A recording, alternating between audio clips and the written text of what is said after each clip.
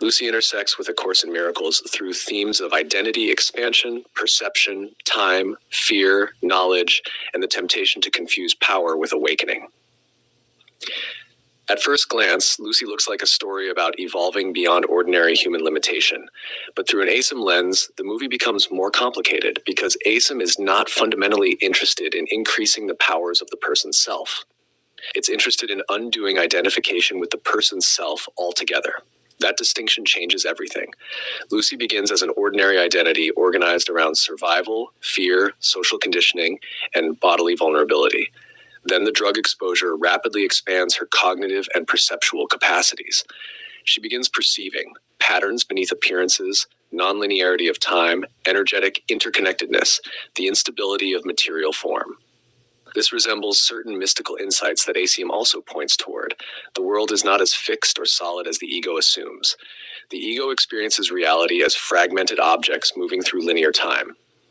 As Lucy's perception expands, she stops relating to reality in that ordinary way, very ACIM-like in one sense.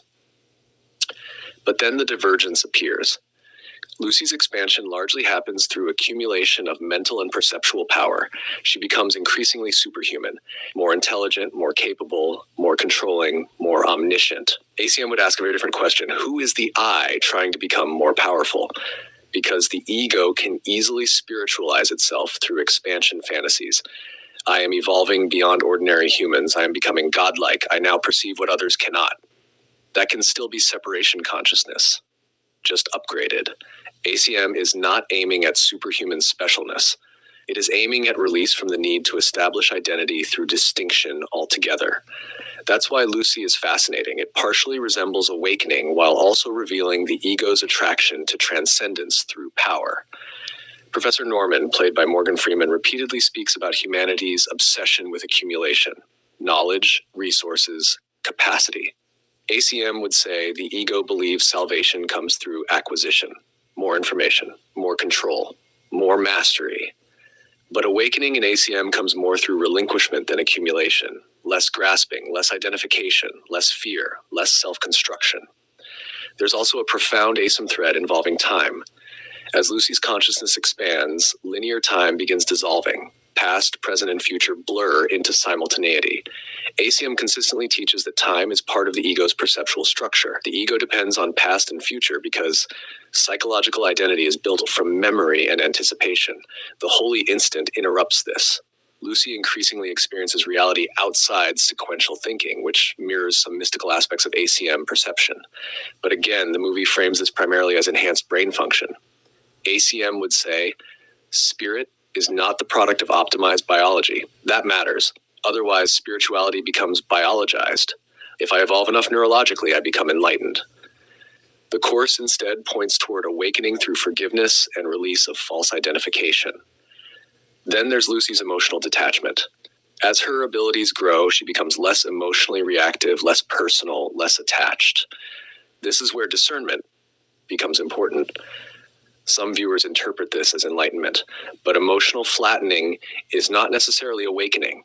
ACIM does point toward peace beyond ego drama, but genuine awakening tends to deepen compassion and joining, not merely reduce emotional intensity. Lucy sometimes feels less loving as she becomes more evolved.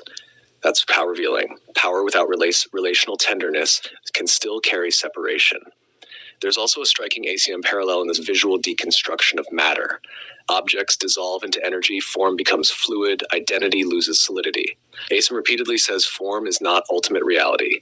Perception itself is a construct layered over deeper truth.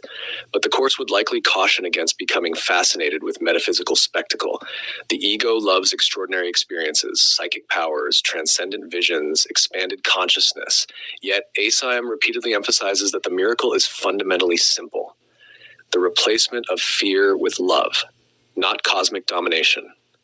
Then comes the ending. Lucy dissolves beyond bodily form entirely, merging into omnipresent awareness and leaving behind the message, I am everywhere.